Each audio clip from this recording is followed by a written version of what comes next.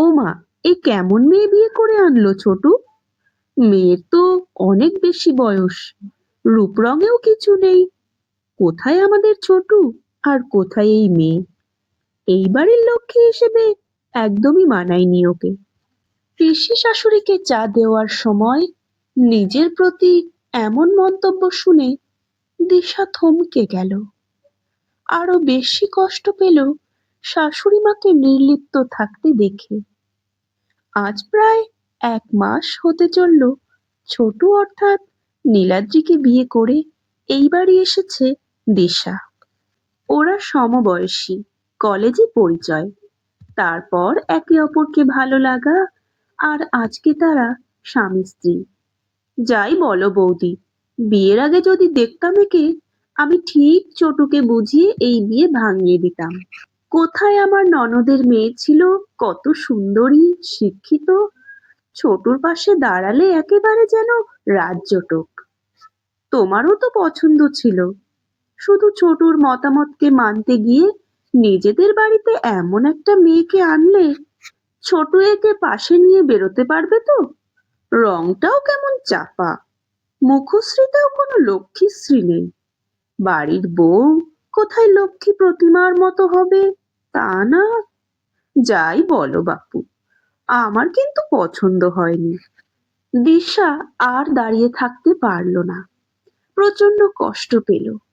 মুখের সামনে নিজের এত অপমানের প্রতিবাদ করতে পারত চাইলেই, কিন্তু নতুন বউ হয়ে শাশুড়ি মার সামনে পিসি শাশুড়িকে কিছু বলা ঠিক হবে না ভেবে চুপ করেই চলে যাচ্ছিল।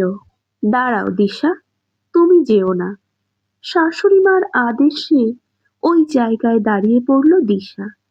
সে দেখল শাশুড়ি মা বলতে শুরু করেছেন, দিদি, তুমি এত চিন্তা করো না। ছোটুর পছন্দের ওপর আমার সব সময় বিশ্বাস ছিল। লক্ষ্মী প্রতিমার মতন মেয়ে এনে কি হবে, বরং একটা লক্ষ্মী মেয়েকেই তো চেয়েছিলাম।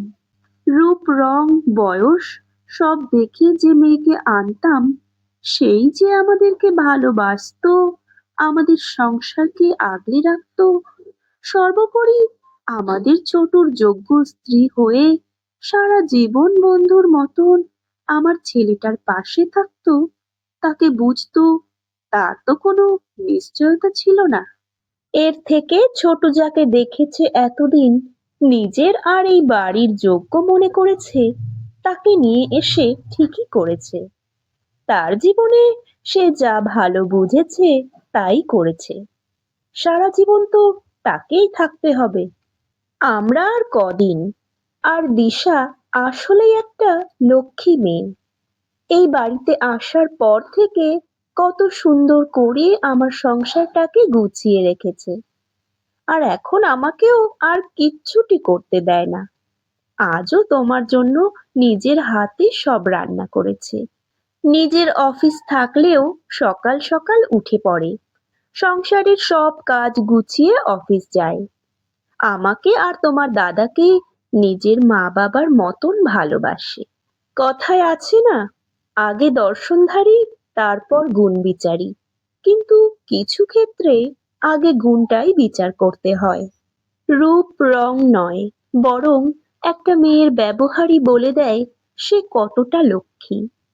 তুমি আরো তো ভেবো না দিদি, আমরা ভালো আছি, সর্বোপরি ছোট ভালো আছে। আবার চিন্তা কিসের? দিশাই এই বাড়ির যোগ্য বউ, এ বাড়ির লক্ষ্মী। কথায় কথায় অনেক দেরি হয়ে গেল দিদি, আমি যাই, তোমার খাবারের ব্যবস্থা করি। পিসিকে মুখ ভার করে উপরে চলে যেতে দেখে নীলাদ্রি রুম থেকে বেরিয়ে এসে মাকে জড়িয়ে ধরলো।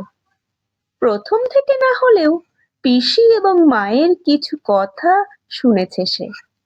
দিশাকে বিয়ে করার কথা বলতেই মা প্রথমটা একটু রাগ করেছিল ঠিকই, তবে বিয়ের পর আর তেমন কিছু উপলব্ধি করেনি সে। তবে আজ প্রমাণ পেল মায়ের আর তাদের উপর কোনো রাগ নেই। মা, তুমি দিশাকে মন থেকে মেনে নিয়েছো তো? পাগল ছেলে, আমি কবে ওকে মেনে নিইনি। হ্যাঁ, প্রথমটা একটু রাগ হয়েছিল।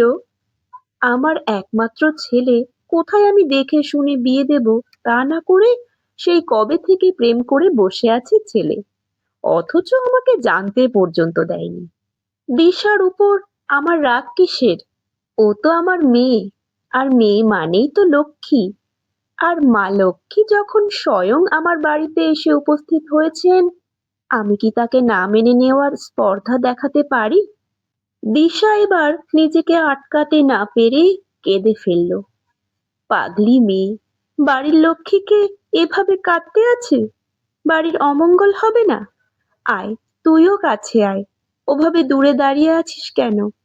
এই বলে বৌমার চোখের জল মুছিয়ে ছেলে বৌমাকে দু হাতে আগলে নিলেন উনি।